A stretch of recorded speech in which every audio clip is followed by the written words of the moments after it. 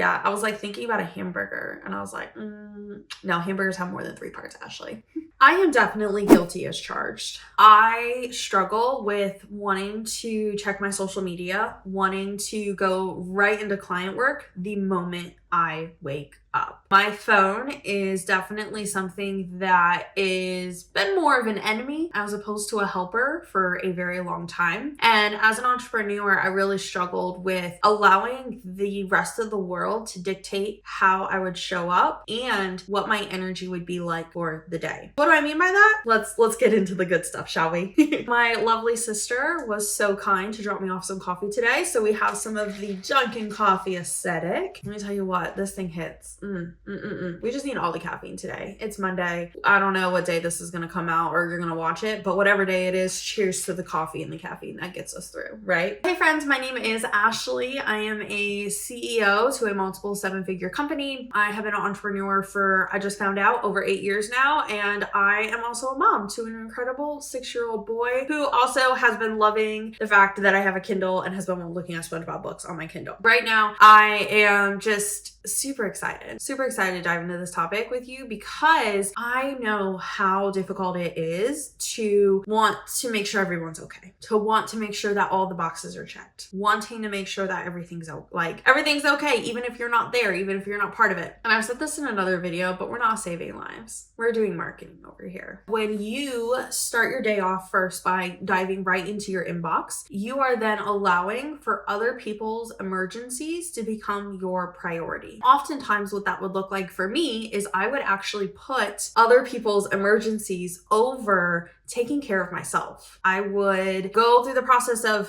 seeing an email pop into my inbox and I'd be laying in bed next to my son. I'd be like, oh, they need that. I need to go do that. And I would pop right up, taking that present moment away from my son and moving right into something else that could have waited until it was my actual legitimate work hours. This is why in the video previous to this one, I really focused first and foremost on boundaries. Before you can even get into having these level of priorities, and like what I'm going to share with you today is the 3 priorities that I do every single day in this order, why I do it in this order. And it allows for me to be able to be in a place where I am responding versus reacting. When we are reacting, we are essentially constantly in this place of just constantly being like, go, go, go, go, go, go, go, go, go. Another way to put that is you're being really just triggered constantly. You're just like, okay, do the one thing. And you're just like, okay, we got to do another. We have another fire. We have another thing. We got to do this. And by lunchtime, a lot of times, like your entire morning's gone. The best time for you to be able to focus is just completely gone because you have essentially came in and enrolled yourself into other people's stories and their emergencies and their deadlines. And you're like, okay, well, there we go. My entire morning's gone. Everything I had planned is out the window. How do you protect that? How do you protect your energy at the first part of your morning? How do you protect where you put your energy, your best energy, before you just give it out to everybody else in the world? Now, you've probably heard the advice, if you've been an entrepreneur for any point of time or actually a professional in general, you've probably heard the phrase, eat the frog. That phrase is essentially boiled down where you take the hardest task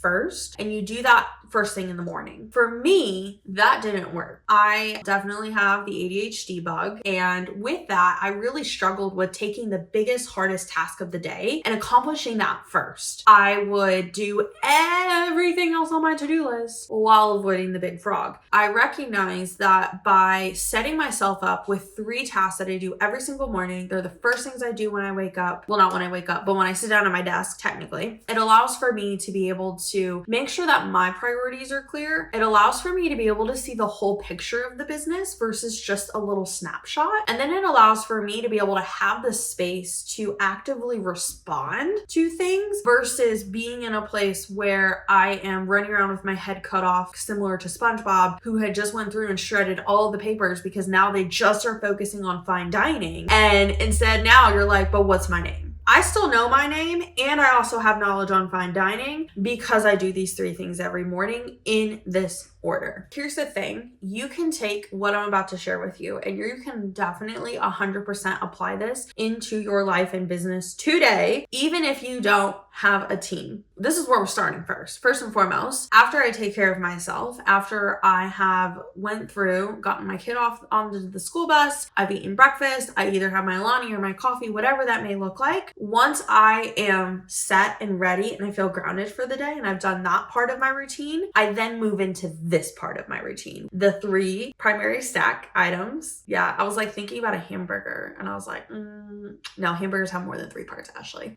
The first one is team. Team number 1. Why? The reason why I focus first and foremost on checking with my team is because my team requires me to be able to do specific things. I either have to approve things, I have to provide them things, I have to write the captions. They need the direction. That if I did my team last on this list, they would be stuck all day on the things that they have going on, waiting for my decisions, waiting for my approval, waiting for my feedback, waiting for my clarification. I am better off starting off with them first because it then waterfalls into the other 2 buckets. When I help my team first, it allows for me to be able to do the other 2 a lot quicker and easier. What this tangibly looks like in our company is it looks like me logging on to Slack. Slack is the first thing that opens up on my desktop every single morning, and I go through and I answer all the urgent questions first. Anything that is going to take me less than a minute to respond, I do on the spot in that focus block. If there's something that they're asking me to do that's going to take a little bit more time, more than a minute, I just hit the save button and then I go through and I add that to my notebook list for the day of things that I am going to do as tasks. The main portion of this is that you want it to be quick and easy, and you want to quickly remove those roadblocks for your team members to then allow for them to continue to make progress and you stop getting in the way. One of the biggest things that I see in team is that the leader is often the bottleneck. If they would simply just start their day with their team first, it would allow for the bottlenecks to go away. There are obviously going to be things that they're like, hey, we really do need to focus on like hopping on a call to be able to chat this through. And that's totally fine. Our team doesn't do any kind of standing meetings. We don't do daily huddles, anything like that. All of our communication happens in Slack, and we have such a good communication workflow that we just are continuously communicating that it's not needed. For you, this may look like, instead of going on to Slack, it may be a daily huddle. Whatever it is that works best for you, just focus on serving your team first. Get clear on how you can support them. I prioritize my tasks for my team first and foremost. They keep the ball rolling. In the next category, clients. This next category, as I mentioned, is clients. This would be like our private clients. This would be clients in our membership. This would be people who have purchased event tickets. Anywhere that anyone has spent any type of money, they go into this category next. These people have gone through the process of investing in us. I prioritize them second to my team. This is a little controversial. I have been given advice previously where you start with your clients first because they paid you the money, and then you go to team, and then you go everywhere else. I have found that when I focus on my team first, I get really quick momentum that then allows for me to be able to like get through whatever crap I was bringing into the workday, whether it was a hard morning with my son, whether I'm just like feeling tired, if the sun's not shining, whatever it may be, that at that point, I'm like in it, I'm ready. I've had some quick wins. We've made progress. I am like cheering on my team, that now I get to bring that energy to our clients as well too. That's why I have done it this way. You can totally swap these. You may do it the opposite, and that's totally okay. This is just what's worked for me. After I have gone through and done the same process, any 1 quick minute responses that I can provide for clients, everything else I acknowledge, whether it be like the little eyeballs on Slack, or it is, hey, I've seen this, I'll get back to you by X time later today. I acknowledge them, and then I add that to my notebook list right after my team tasks. After that's been completed, once I've like done the quick wins, acknowledgement, I have the task, I'm clear on that. I asked any clarifying questions for me to be able to do that, those additional tasks. I move on to the rest of the world. This for me is email, since social media isn't something that I focus on right now within like responding to DMs or anything like that. But email would be next. Anything again that's external is then done in email. Those 3 things, Slack, client work, email, those are my 3 tasks I do every single day. This allows for me to be able to have clarity on exactly where my team is at, where my customers are at, and making sure we don't have any actual legitimate like PR nightmares on my doorstep. Not that we've had one of those. But it allows for me to know that we're good. Once I've done those 3 things, I can confidently go into the rest of my day knowing that what I'm doing aligns to where everybody else is at. I know that the actions I'm taking is going to benefit my team and my clients, and depending on what it is, the rest of the world, whether it's I'm responding with podcast information, whether I'm like booking a guest onto the show or having my business partner going on to a show, whatever that may be, I can know that within those 3, I'd be good. The other part of this as well too is if I were to have a really bad day, I am just like, the house is on fire. I have so much going on in my personal life. Like I just can't even, like I'm struggling to just even concentrate. Again, think, fine dining SpongeBob going crazy. I know that if I do those 3 things, specifically, and those were the only 3 things that I did, which is acknowledge everybody and take care of, the 1 minute. And I set a expectation for when I was going to do the other items. I know that I could log off my computer for the day and everything would be okay, that I would be fine, because I've taken care of the 3 most important pieces of the business. Now, of course, when you are doing a role that requires a lot more, where you're having a lot more moving pieces, I get it, especially when you don't have a team. I've also been there as well too. I understand there's still things that have to be done, but I would love to challenge you to see what are the 3 most important things that if you just did those every single day would move your business forward, that would keep you in momentum and not keep you stuck feeling like you're a failure, because you did those 3 things. So you wouldn't be a failure, right? You're squashing that imposter syndrome. You're squashing that failure syndrome down the drain, but just making sure your main buckets are handled. A lot of times when we're having really hard days, we think that we have to do all 50 things on the to-do list. Oftentimes, if we were to just give ourselves permission and have that expectation that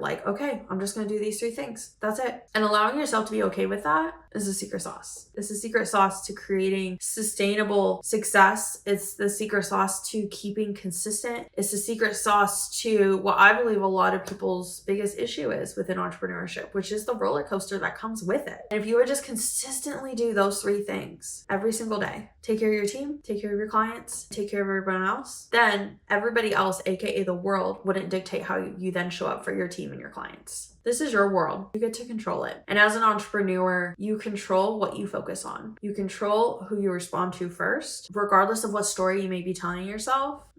We don't have that here. We good. This is your space. I just want to thank you so much for hanging out with me today. Thank you so much for being part of my world. And I would love to hear from you. I would love to hear from you. What is it that you are going to focus on every single day? What are the 3 main pieces that you are going to implement every single day that is going to keep you in momentum, keep you going progress, whether you're having a good day or a bad day? You know that you can start your day with those 3 things. You can create the routine, create the habits, and create the magic. Without further ado, I just want to remind you to stay caffeinated, stay connected, and stay centered in Christ. See you in the next video. I'll see you later. Bye!